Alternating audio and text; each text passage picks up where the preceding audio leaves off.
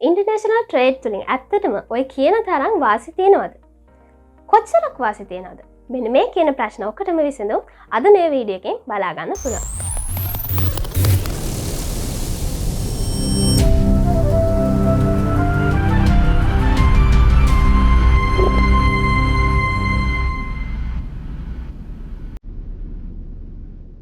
සුබ දවසක් වේවා කියලා ප්‍රාර්ථනා කරනවා. වෙනද වගේම අපිත් එක්ක එකතු වෙලා ඉන්න ඔයගොල්ලෝ හැමදෙනාටම. අද අපි කතා කරන්න යන්නේ මොනවද මේ ඉන්ටර්නැෂනල් ට්‍රේඩ් එහෙම නැත්නම් ෆ්‍රී ට්‍රේඩ් තුලින් තියෙන වාසි කියලා. එතකොට මේ ෆ්‍රී ට්‍රේඩ් ගැන කතා කරනකොට අපි දැනගෙන ඉන්න ඕනේ ප්‍රයිසස් වර්ග දෙකක් තියෙනවා. පළවෙනි වර්ගය තමයි ඩොමෙස්ටික් ප්‍රයිස් එක. ඒ කියන්නේ යම් කිසි රටක් තුල භාණ්ඩයක් නිෂ්පාදනය කරලා ඒ භාණ්ඩයට දෙන මිල තමයි අපි කියන්නේ ඩොමෙස්ටික් ප්‍රයිස් එකක් කියලා. ඊළඟ ප්‍රයිස් එක තමයි අපි කියන්නේ වර්ල්ඩ් ප්‍රයිස් කියලා. ඒ කියන්නේ ඒ අදාළ භාණ්ඩයට ලෝක වෙළඳපොලේ තියෙන මිල කොච්චරක්ද කියන එක තමයි වර්ල්ඩ් ප්‍රයිස් කියන්නේ. එතකොට අපි ඒක සංකේත වලින් දැක්කොත් එහෙම PW කියන්නේ වර්ල්ඩ් ප්‍රයිස් එක. එතකොට අපි ඩොමෙස්ටික් ප්‍රයිස් එක දක්වන්නේ PD කියලා. අපි කියනවා මේකට ඩොමෙස්ටික් ප්‍රයිස් කියලා. එතකොට මේ වර්ල්ඩ් ප්‍රයිස් එකයි ඩොමෙස්ටික් ප්‍රයිස් එකයි අතර තියෙන විචලනයන් මත තමයි අපි කියන්නේ වාසියක් තියෙනවද මේ ෆ්‍රී ට්‍රේඩ් එක තුලින් එහෙම නැත්නම් අවාසියක්ද තියෙන්නේ කියලා. අපි කලින් වීඩියෝ එකේදී කතා කරපු කම්පැරටිව් ඇඩ්වාන්ටේජ් කියන concept එක මෙන්න මේකේ වාසියක් තියනවද එහෙම නැත්නම් අවාසියක්ද තියෙන්නේ කියලා බලන්න අපි උදව් කරගන්නවා. දැන් හිතන්නකෝ මෙන්න මෙහෙම අවස්ථාවක් PW එක වැඩි නම් PD එකට වඩා. ඒ කියන්නේ වර්ල්ඩ් ප්‍රයිස් එක ඩොමෙස්ටික් ප්‍රයිස් එකට වඩා වැඩි අවස්ථාවක් බැලුවොත් එහෙනම්. ඒ කියන්නේ ඩොමෙස්ටික් ප්‍රයිස් එක කියන්නේ අපි කියෝනේ රට තුල භාණ්ඩයක් නිෂ්පාදනය කරන්න තියෙන ප්‍රයිස් එක කියලා. එතකොට රට තුල නිෂ්පාදනය කරන භාණ්ඩයක මිල අඩුයි නම් පිට රටක තියෙන භාණ්ඩයක මිලට වඩා. එතකොට මේ අවස්ථාවේදී අපි කියනවා මේ අදාළ භාණ්ඩය නිෂ්පාදනය කරන්න ඒ අදාළ නිෂ්පාදනය කරන රටට කම්පැරටිව් ඇඩ්වාන්ටේජ් එකක් තියෙනවා කියලා. ඊට පස්සේ අපි බලමු මේ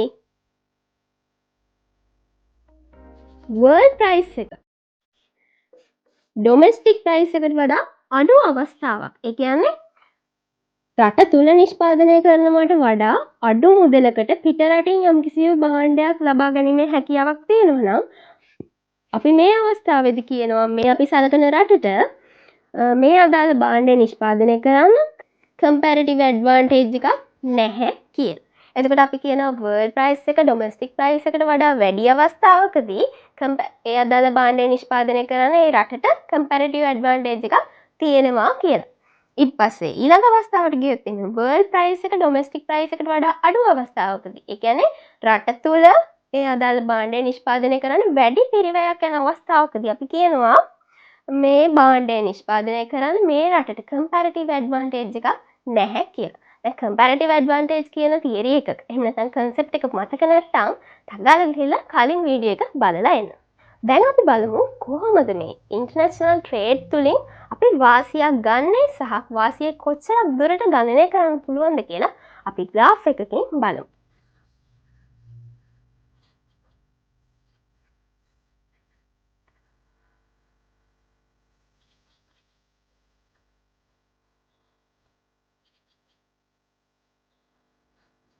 දැන් අපි බලුවොත් එහෙම යම් කිසි භාණ්ඩයක් නිෂ්පාදනය කරලා ඒ රට ට්‍රේඩ් එකක් කරන්නේ නැත්නම් එහෙම නැත්නම් අන්තර්ජාතික වෙළඳාම භාවිතා කරන්නේ නැති අවස්ථාවකදී අපි කියනවා ඒ භාණ්ඩය ඩොලර් 4කට තියෙනවා කියලා. ඒ ඩොලර් 4කට තියෙන අවස්ථාවේදී ඒකේ ක්වොන්ටිටි එක රට ඇතුලේ මිනිස්සු ඩිමාන්ඩ් කරන ක්වොන්ටිටි 500ක්. එතකොට ට්‍රේඩ් කරන්නේ නැති අවස්ථාවකදී භාණ්ඩයක් නිෂ්පාදනය කරනකොට ඒ අදාළ භාණ්ඩය ලබා ගන්න පාරිභෝගිකයෝ ඉන්නවා 500 දෙනෙක්.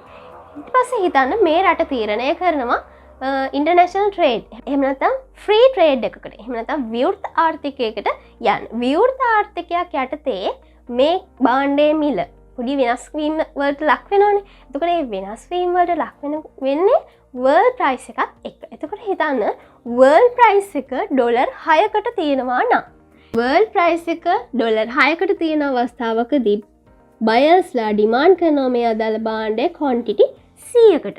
හැබැයි සප්ලයර්ස්ලා ප්‍රොඩියුස් කරනවා ක්වොන්ටිටි 750ක්. එතකොට සප්ලයර්ස්ලා වැඩිපුර භාණ්ඩ ප්‍රමාණයක් නිෂ්පාදනය කරලානේ. ඒ කියන්නේ ප්‍රොඩියුසර් සර්ප්ලස් එකක් තියෙනවා. ඔයාලට මතක ඇති ප්‍රොඩියුසර් සර්ප්ලස් එකක් කියන්නේ මොකක්ද කියලා. ප්‍රොඩියුසර් සර්ප්ලස් එක අපි ගණනය කරන්නේ සප්ලයි කර්ව් එකට උඩ තියෙන එහෙම ඊළඟට ප්‍රයිස් කර්ව් එකට ප්‍රයිස් ලෙවල් එකට පහළ තියෙන කොටස තමයි අපි කියන්නේ ප්‍රොඩියුසර් සර්ප්ලස් එක කියලා.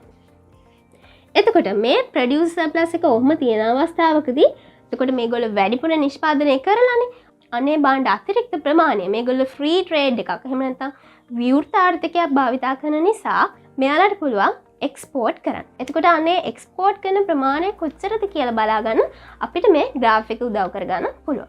එතකොට ප්‍රයිස් ලෙවල් එක ඔහොම තියෙනවා. ඩිමාන්ඩ් කර්ව් එකයි සප්ලයි කර්ව් එකයි ඔහොම තියෙනකොට ප්‍රයිස් ලෙවල් එකට පහළ සප්ලයි කර්ව් එකට ඉහළ ඩිමාන්ඩ් කර්ව් එකට ඉහළ. මෙන්න මේ කොටස තමයි අපි කියන්නේ එක්ස්පෝර්ට් රේට් එක කියලා. මෙන්න මේ කොටස ඒරියා එක හොයාගත්තොත් අපිට පුළුවන් එක්ස්පෝර්ට් කරේ කොච්චරක්ද කියලා ගණනය කරගන්න. එතකොට අපි ගණනය කරලා බැලුවොත් එහෙම කොච්චරක්ද කියලා මේ ත්‍රිකෝණයේ වර්ගඵලය හොයන්න තියෙන්නේ. එතකොට ඒක හොයලා බලමු. එතකොට මේක 300යි 750යි අතර මෙන්න මේ කොටස දිග ඒ කියන්නේ 450යි. ඊට පස්සේ මේකේ උස 2යි එහෙම කියලා ගත්තොත් එහෙම අපිට උත්තරේ එනවා 450ක් කියලා. එතකොට ක්වොන්ටිටි 450ක්ම මේගොල්ලෝ එක්ස්පෝර්ට් කරා කියලා අපිට දක්වන්න පුළුවන්. එතකොට රට තුල භාණ්ඩයක් අවම පිරිවැයකින් නිෂ්පාදනය කිරීමේ හැකියාවක් තියෙනවා නම් අපි කිව්වා අපි ඒ භාණ්ඩය එක්ස්පෝර්ට් කරනවා කියලා. ඊළඟට රට තුල භාණ්ඩයක් නිෂ්පාදනය කිරීමේ පිරිවැය වැඩි නම් අපි කිව්වා ඒක පිටරටකින් ආනයනය කරනවා කියලා. ආනයනය කරනකොට අපි කියන්නේ ඉම්පෝර්ට් කරනවා කියලා. ඊළඟට අපි බලමු මේ ඩොමෙස්ටික් ප්‍රයිස් එකයි වර්ල්ඩ් ප්‍රයිස් එකේ විචලනය මත කොහොමද ප්‍රොඩියුසර් සර්ප්ලස් එකයි කන්සියුමර් සර්ප්ලස් එකයි වෙනස් වෙන්නේ කියලා. ඒකේ පළවෙනි අවස්ථාව විදිහට අපි ගත්තොත් එහෙනම් වර්ල්ඩ් ප්‍රයිස් එක ඩොමෙස්ටික් ප්‍රයිස් එකට වඩා වැඩි අවස්ථාවක්.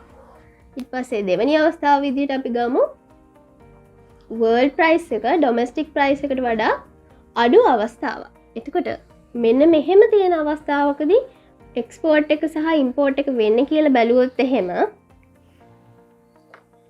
වර්ල්ඩ් ප්‍රයිස් එක වැඩි නම් ඩොමෙස්ටික් ප්‍රයිස් එකට වඩා අපි කරනවා ඒක එක්ස්පෝර්ට්. එතකොට වර්ල්ඩ් ප්‍රයිස් එක ඩොමෙස්ටික් ප්‍රයිස් එකට වඩා අඩුයි නම් අපි මේ භාණ්ඩය ඉම්පෝර්ට් කරනවා. ඊට පස්සේ අපි බලමු කොහොමද මේ එක්ස්පෝර්ට් ඉම්පෝර්ට් වෙනස් වීම තුළ කන්සියුමර් සර්ප්ලස් එක සහ ප්‍රොඩියුසර් සර්ප්ලස් එක වෙනස් වෙන්නේ කියලා.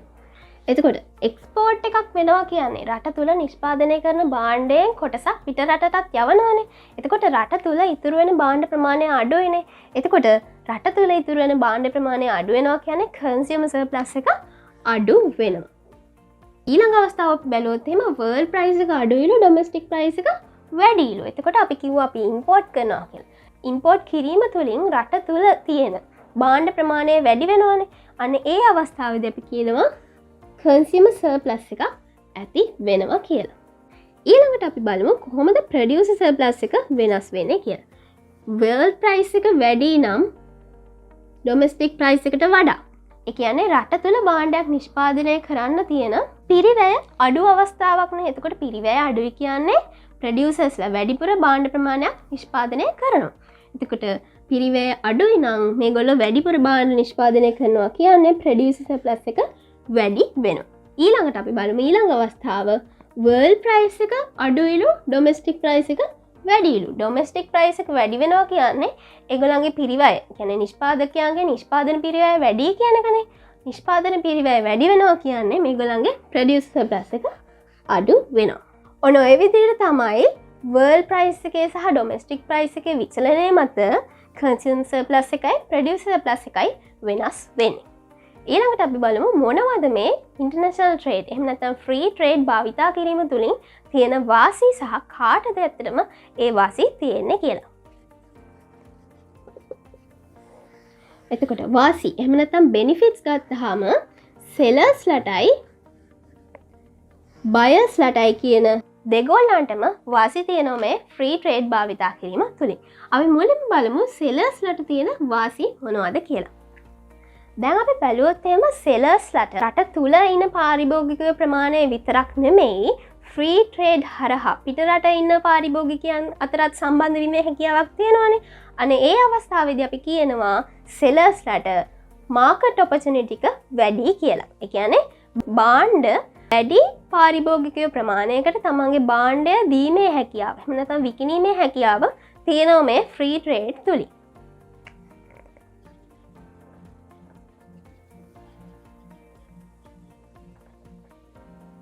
ඊට පස්සේ අපි බැලුවොත් එහෙනම් බයර්ස්ලට තියෙන වාසිය මොනවද කියලා අපි කිව්වා වර්ල්ඩ් ප්‍රයිස් එක සහ ඩොමෙස්ටික් ප්‍රයිස් එක මත අපි තීරණය කරනවා ඉම්පෝර්ට් කරනවද එක්ස්පෝර්ට් කරනවද කියලා. එතකොට ඉම්පෝර්ට් කරන අවස්ථාවකදී විවිධාකාර වූ භාණ්ඩ වෙළඳපොළට එනවනේ.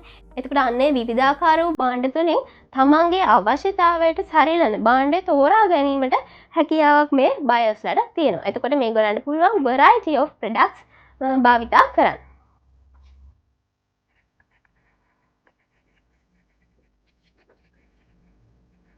අපි ඒකට කියනවා variety of products in the market. ඒ කියන්නේ මාකට් එකේ විවිධාකාර වූ භාණ්ඩ තියෙනවා. ඒ භාණ්ඩ අතරින් තමන්ගේ අවශ්‍යතාවය මත තෝරා ගැනීමේ හැකියාවක් දැන් පාරිභෝගිකයන්ට හම්බ වෙලා තියෙනවා.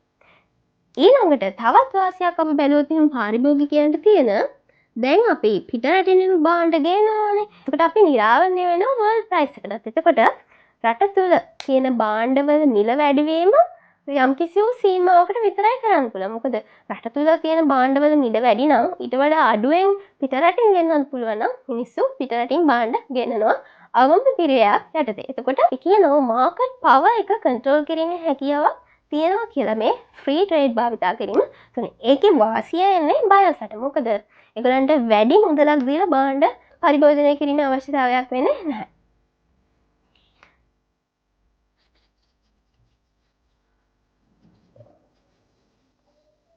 අපි ඒකට කියනවා controls market power. ඊට පස්සේ අපි බැලුවොත් එන්න සෙලර්ස්ලට තියෙන තව වාසියක් සෙලර්ස්ලත් පිටරට තියෙන වෙළඳපොළට නිරාවරණය වෙනවනේ. එතකොට මේ නිරාවරණය වීම තුළින් ඒගොල්ලෝ මොනවද නිෂ්පාදනය කරන භාණ්ඩ? ඒවට භාවිතා කරලා තියෙන ටෙක්නොලොජි එක මොනවද? පාරිභෝගිකයන්ට දීලා තියෙන සේවා මොනවද ඒ භාණ්ඩය සමග? අන්න ඒ වගේ විවිධාකාර වූ අයිඩියාස් ගොඩක් ගන්න සෙලර්ස්ලට එහෙම නැත්නම් ප්‍රොඩියුසර්ස්ලට හැකියාවක් තියෙනවා. ඒක නිසා ඒ අයිඩියාස් කම්බයින් කර ඒගොල්ලෝ නව නිෂ්පාදනය කිරීමේ අවස්ථාව ප්‍රොඩියුසර්ස්ලට වැඩි වෙනවා. එතකොට අපි ඒක සෙලර්ස්ලට එහෙම නැත්නම් ප්‍රොඩියුසර්ස්ලට කියන කාණ්ඩයට වාසියක් විදිහට දක්වන්න පුළුවන්.